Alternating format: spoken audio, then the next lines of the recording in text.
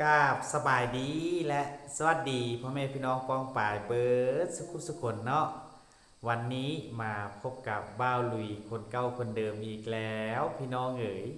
จังใดก็ขอฝากความฮักและความคิดฮอดไปหาพี่น้องFC ทางฝั่งไทยนำเด้อเนาะถ้าหากพี่น้องท่านใดเข้ามาก็อย่าลืมเป็นกำลังใจทางช่องน้อยๆของบ้าวลุยได้มีกำลังใจในการนำเสนอเรื่องราวดีๆของเมืองลาวเมืองไทยและก็อีกหลายๆประเทศอยู่ในอาเซียนเหล่านี้มาให้พี่น้องได้เบิ่งในสมย่างเป็นปกติและเนาะทุกคนสลับเรื่องราวในวันนี้เนาะบ้าวลุยมีเรื่องราวเกี่ยวกับตำรวจไทยทุกคนโอ้ที่เฮ็ดให้คนลาวรวมทั้งคนไทยยกโป้ให้เลยทุกคนกับภารกิจไล่ล่าโจรทุกคนโอ้เหมือนกับว่าอยู่ในหนังเลยเนาะอันนี้เป็นชีวิตจริงยิ่งกว่าละครทุกคนที่ว่าตำรวจไทยกำลังไล่ล่าหรือว่าทำภารกิจไล่ล่าโจรทุกคนอยู่ในเขตชุมชนที่ว่ามีรถรางพาหนะที่ว่าแน่นหนาว่าจะเป็นรถใหญ่รถจักรยานรถจักรอีหยังเต็มท้องถนนตำรวจก็ยังไล่ล่าโจรซิกแซกปาดหน้าปาดหลังโอ้เห็นแล้วก็เสียวไส้เนาะบ่ลุยก็ตกใจเป็นบ้านทุกคนบ่ลุยอยากให้พี่น้องได้เห็นคลิปวิดีโอนี้ไปพร้อมกับบ่ลุยว่าการทำงานของเจ้าหน้าที่ตำรวจไทยว่าเพิ่นจะสุดยอดส่ำใดในการไล่ล่าโจรอยู่ในเรื่องราวนี้เนาะเดี๋ยวเราไปเบิ่งไปชมคลิปวิดีโอพร้อมกันก่อนป้าถือพี่น้องเห็นบ่เมื่อไทยได้เห็นคลิปนี้กันแน่พี่น้อง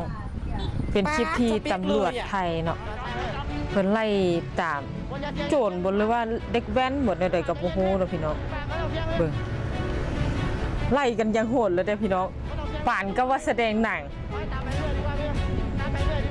พูดอ่ะอ๋อป่านเบิ่งหนังเนี่ยเด้อพี่น้อง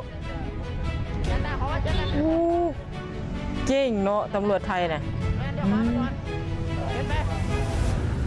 ก็แน่ใจว่าไล่จับโจรบ่หรือว่าเด็กแว้นบ่เลยพี่น้อง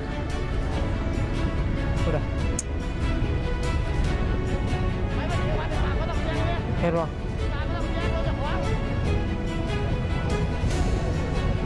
บ่ต้องเสี่ยงก็บ่สนใจนะพี่น้องนำอย่างเดียวพูดอ่ะโอ้บ่จักสิซิกเลนซ้ายบ่จักว่าสิไปเลนขวาพุ่นน่ะนำกันบื้นปั่นแข่งรถเอารถพุ่นน่ะโอ้โทป้าที่โทก็บ่ยอมจอดเด้พี่น้องนี่โอ้โทโอ้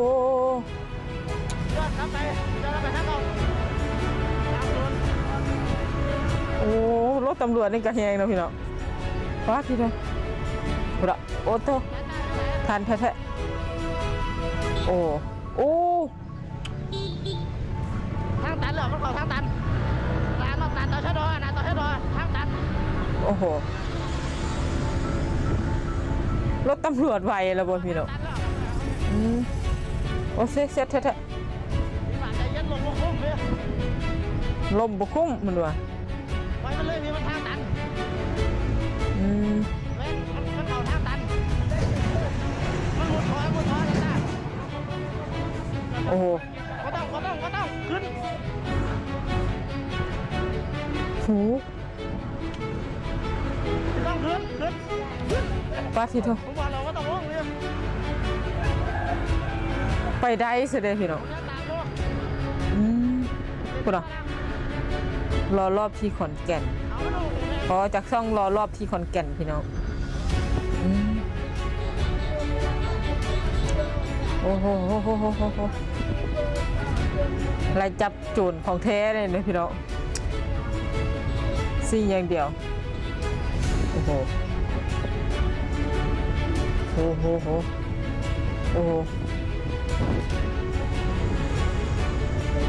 ไวเลยพี่น้องพูดอ่ะเห็นส้นเห็นหางยังโอ้ปานแสดงนางอโลดเนาะไล่จับโจรนี่โอ้โหโทษรถตำรวจบักได้หลายคันขอโทษครับพี่ขอโทษครับทันละเฮ็ดมันโอ้มันเลี้ยวอีกตำรวจเลยโอ้โถสำนาญทางโมเมนต์ธรรมดาสิ่งนี้อย่างเนาะโอ้โถเดี๋ยวใส่ขาตัวหลัง โอ้โทษโทษ ใช่เขามาช้า ทั้งตำรวจทั้งโจรเนาะสำนาญทางคืออย่างนี้ฮู้ปัดทุกซอกทุกมุม เจ้าหน้าที่มาช้า โอ้โทษโอ้โทษ ย้อนขึ้นมาช้า โอ้โทษโอ้โทษ ช้า โอ้โทษโอ้โทษ ย้อนมาช้าจันตาอยู่ไส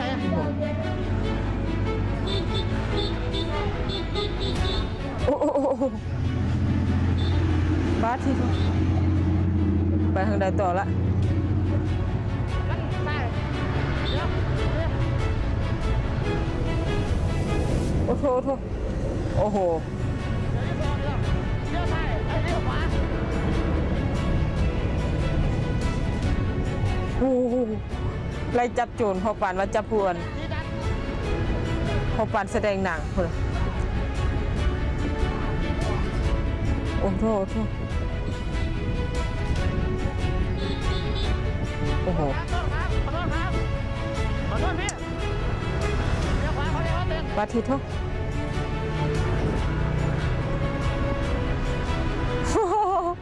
ตำรวจมาอีกคนหนึ่งอะเฮ็ดทันละทันละโอ้เขาอีกแม่ลุ้นขนาดได้พี่น้อง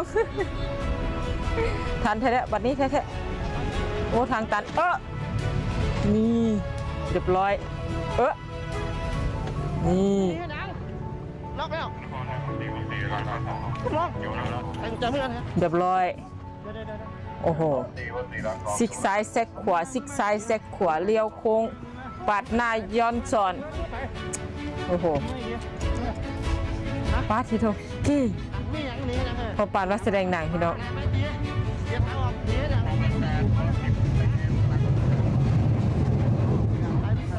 เอาเป็นยังไงเด้เนาะพี่น้องหลังจากที่ได้เบิ่งในส่วนการปฏิบัติการหรือว่าการทำงานของเจ้าหน้าที่ตำรวจไทยผู้บ่าวลุยเฮ็ดแล้วก็จนอึ้งตะลึงเลยนะทุกคนกับความสามารถของเพื่อนในการไล่ล่าโจรอยู่ในท้องถนน ที่ว่าเป็นถนนหรือว่าชุมชนแออัดที่ว่ามีรถรางพาหนะแน่นหนาซึ่งว่าโจรนั้นก็มีความไวทุกคน ที่ว่าแทรกซ้อนเข้าไปตามห้องตามว่างที่รถกำลังเล่นกำลังวิ่งอยู่ในท้องถนนอะไรเนาะตำรวจก็ไล่ล่าติดแบบโบคาดสายตาทุกคน มีทั้งคนอยู่เบื้องหลังเบื้องหน้าแล้วก็คนที่ไล่ล่าโดยเฉพาะดังที่เราเห็นอยู่ในภาพทุกคนมันเป็นอะไรที่เสี่ยวไส้ขนาดบอลุยเบิ้งผ้าหน้าจอกันจนตกใจเป็นบ้าในบ้านเนาะกับภารกิจของตำรวจไทยที่ไล่ล่าโจรไม่ว่าจะเป็นการปาดซ้ายปาดขวาหรือว่าวิ่งสวนกับรถโจรดังกล่าวทุกคนสุดท้ายนะครับจนถึงขั้นว่าจับคุมโจรคนดังกล่าวนั้นสำเร็จทุกคนโอ้บอลุยก็ขอสมเสยเด้อกับความสามารถของเจ้าหน้าที่ตำรวจไทยที่เพิ่นไล่ล่าโจรคนดังกล่าวนี้สำเร็จเนาะบอลุยคิดว่าก่อนที่เพิ่นจะมาทำงานหรือว่าปฏิบัติหน้าที่ดังกล่าวนี้เพิ่นต้องมีการฝึกซ้อมเกี่ยวกับการไซรถหรือว่าลึงเคยกับถนนที่มีความแออัดดังกล่าวขนาดนั้นจึงเฮ็ดให้เพิ่นมีความสำนิสำนานในการไล่ล่าโจรที่มีความไวดังที่เราเห็นอยู่ในภาพบางทุกคนถ้าเป็นคนธรรมดาขี่รถมอเตอร์ไซค์เป็นธรรมดาคือดังที่บ่าวลุยแล้วว่าคนทั่วไปนี่ก็มีความสามารถที่จะไปไล่ล่าแบบนี้ได้เนาะขนาดว่าขี่ด้วยความไวเฮาก็สามารถเกิดอุบัติเหตุได้อันนี้เพิ่นบ่มีความผิดพลาดเลยทุกคนเพิ่นจะแทรกซ้อนไล่ล่าตามจี้ตามบูไปเบิ่งหนังแนวใดแนวนั้นเลยทุกคนอันนี้เป็นชีวิตจริงมันบ่แม่นละครทุกคนมันก็เป็นสิ่งไหนที่เฮ็ดให้เฮาได้เห็นความสามารถของเจ้าหน้าที่ไทยว่าเพิ่นเก่งอีหลีเนาะรู้ว่าพี่น้องที่ได้เห็นเหตุการณ์ตัวจริงอยู่ในท้องถนนนั้นจะรู้สึกจังใดตื่นเต้นหรือว่าย้านกลัวใดๆเนาะบางเทื่อโจรหรือว่าศัตรูนั้นอาจจะมีอาวุธที่เป็นอันตรายบ่ลุยกังวลย่านในตัวเดียวนี่แหละเนาะถ้าว่าโจรบ่มีอาวุธแล้วว่ามีอันใดที่เป็นอันตรายก็น่าจะบ่มีปัญหาเจ้าหน้าที่ไทยก็น่าจะอ่านเกมดังกล่าวนี้คาดแล้วเนาะเพิ่นจึงสามารถไล่บีไล่จีตามจนต่ำเอาโจรดังกล่าวแล้วก็จับกลุ่มได้เนาะแล้วก็ว่าพี่น้องได้รู้สึกได้หลังจากที่เห็นคลิปวิดีโอดังกล่าวนี้ทุกคนทั้งหมดนี้ก็เป็นเรื่องราวของการปฏิบัติหน้าที่ของเจ้าหน้าที่ตำรวจไทยที่ไล่ล่าโจรที่บ่ลุยได้นำเอามาฝากมาต้อนพี่น้องที่เฮ็ดให้บ่ลุยแล้วก็คนลาวคนไทยอีหลายๆคนได้เห็นคลิปวิดีโอดังกล่าวนี้สำหรับมื้อนี้บ่ลุยก็จะขออำลาพาจากพี่น้องไปเพียงซ้ำนี้ก่อนเด้อเนาะสุดท้ายนี้ขอกล่าวคำว่าสบายดีบ๊ายบาย